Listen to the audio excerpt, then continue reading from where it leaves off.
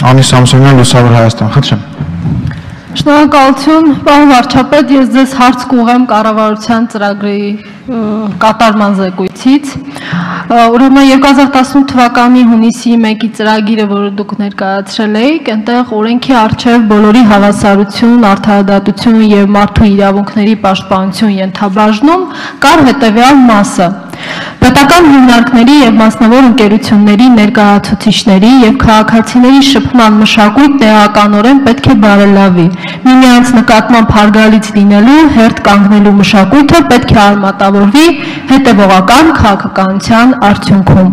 Քանի որ ես կատարման զեկույցում այս տողերի կատարողականը չգտա, պարոն վարչապետ, դրա համար կխնդրեմ դուք պարզաբանեք, թե ինչ քաղաքականություն եք իրականացրել այս ուղղությամբ եւ ինչ ցուցանիշներ են գրանցվել, օրինակ հերթ կանգնելու մշակույթը արմատավորելու ուղղությամբ։ Շնորհակալություն։ Հերթ կանգնելու մշակույթը արմատավորելու ուղղությամբ հետեւյալն արվել, որ բոլոր այն հիմնարկներում որտեղ այդպիսի խնդիր կա, շատ հստակ հրահանգ է դրվել, որ քաղաքացիներին հերթագրող ապարատները տեղադրեն, այդ բանկային համակարգին է շատ հստակ հրահանգ տրվել, օրինակ դուք գիտեք, մեր բանկային համակարգում մենք տեսնում ենք այսպիսի իրավիճակ, երբ որ քաղաքացին գնացել է, օրինակ իր տան հեռախոսի վարձն է վճարում, չէ, գնում է ասում է, այս իմ հեռախոսի համարն է, հաջորդը կնոջս հեռախոսի համար, երեխայիս հեռախոսի, եւ 3 հոգի այս կողմից են կանգնած, 3 հոգի այս կողմից են կանգնած ու սենց ուշադիր հետևում են, թե ինչա տեղի ունենում, իբր հերթ են կանգնում։ Հրահանգված է, որ այդպիսի բաները բացառել, որովհետեւ դա անվտանգության նշան է։ Եվ ես կներեք քրեակատավական հիմնարկում գտնվելու բերումով, գիտեմ, որ շատ դեպքերում սա նաեւ հանցագործության նախապատրաստման ինֆորմացիայի աղբյուր է հանդիսանում։ Որովհետև մեկը գալիս է այնտեղ կանգնում, իբր հերթապահում, տեսնում է ով գրպանից ինչքան փող անեց, ինչքան փող ստացավ, հետո զանգում է, հետո դրսում սպասում են, հետևից տուն են գնում եւ այդպես շարունակ։ Ինչ վերաբերվում է քաղաքացիների հետ շփման կուլտուրային, այդ շփման կուլտուրայի ամենակարևոր արտահայտություններից մեկն այն է եւ զեկույցում դրա մասին կա։ Զեկույցում կա դրա մասին, որ մենք այսօր քաղաքացու ձայնը լսելի է։ Եվ մենք դա բազմաթիվ օրինակներով ենք ցույց տվել։ Այսօր այո, շատ դեպքերում տեսեք, այդ ընկալումն էլ կա, չէ՞, քանի որ կառավարության եւ այլնի պետական կառավարման համակարգում նույն մարդիկ են, ասենք օրինակ, որ կառավարության շենքի դիմաց լինում են կամ ուրիշ տեղեր, օրինակ ակցիաներ, բողոքի կամ չգիտեմ ինչ որ, չէ՞, ասենց ինչ որ բան առաջանում, վայ, ես ինչա մարդիկ ինչ որ բան, այո, մարդիկ ունեն ասելիք եւ ասում են իրանց ասելիքը։ Եվ կառավարությունն էլ լսում է ժողովրդավարական երկիր է, որ քաղաքացիները այո նաեւ հավաքներ անելու իրավունք ունենան։ Եվ տեսնել, որ այդ հավաքները անում են, ուղղակի չեն անում ձայն բարբարող անապատի։ Քիչ առաջ ես կոնկրետ օրինակ բերեցի, երբ որ քաղաքացիները եկան, կոնկրետ դրեցին փաստարկներ։ Մենք նայեցինք, տեսանք, մարդիկ ճիշտ են ասում։ Հիմա կարող եք ասել, ինչի դուք այդ փաստարկները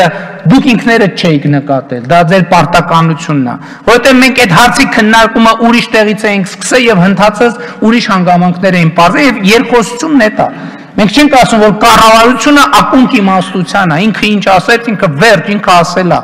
վերջացավ։ Դա կուլտուրան շփման եւ այո, հերթ կանգնելու կուլտուրան շատ կարեւոր ենք համարում։ Եվ այո, ղեկին ծխել չծխելու կուլտուրան շատ կարեւոր ենք համարում։ Սիգնալ տալու, չտալու կուլտուրան շատ կարևոր ենք համարում։ Փողոցում ճռռիկներ անել, չանելու կուլտուրան շատ կարևոր ենք համարում, որովհետև դա վերաբերմունք է ուրիշների նկատմամբ։ Եվ մենք ասում ենք, մեր քաղաքական խնդիրը դա է, որ ամեն քաղաքացի պետք է իմանա, որ ինքը ուրիշ քաղաքացու նկատմամբ պետք է ունենա շատ կոնկրետ վերաբերմունք, որը կարամ բնորոշեմ մի բառով՝ հարգալից։ Շնորհակալություն։ Արձագանքումներ։ Շնորհակալություն, պարոն Փաշինյան, այո, դուք ճիշտ եք ասում, կա կամք քաղաքացիների ձայնը լսելու, բայց մենք մինչ օրս մեր իրականության մեջ ունենք հետևյալը, որ քաղաքացիների նամակները անպատասխան են մնում կառավարության կողմից, այդ թվում նաև նշեմ, որ Հայաստանի Հանրապետության պատգամավորների նամակներն են անպատասխան մնում կառավարության կողմից, եւ ես սա կարծում եմ խնդիր է, եւ երեք նաև Իմ քայլը խմբակցության պատգամավորներն էլ բարձրաձայնել էին այն մասին, որ պետական համակարգում դեռևս կա չինովնիկական մոտեցումը քաղաքացիների նկատմամբ։ Այդ իսկ պատճառով այս հարցը ինձ հետաքրքիր էր, որ ինչ քաղաքականություն է տարվել եւ արդյոք եղել է նման բան։ Շնորհակալություն։ Այո, իհարկե։ Իհարկե դուք ճիշտ եք, բա մենք էլ ենք այդ ասում։ Բա որ մենք ասում ենք պետական կառավարման համակարգը մնացել է 90%-ով նույնը ոչ միայն մարդկային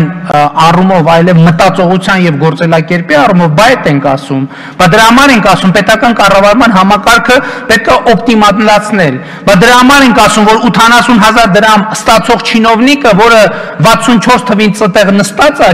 եւ որի աշխատանքային պարտականությունների մեջ գրած է, որ ինքը պետք է օրը 500 նամակի պատասխանի, մենք մեծ խափում ենք։ Երբ որ մենք մտածում ենք, որ այնտեղ մարդ ենք դրել, որ իր աշխատանքը պետք է կատարի։ Մենք ասում ենք, որ ով պետք է 500 նամակի պատասխանի օրը,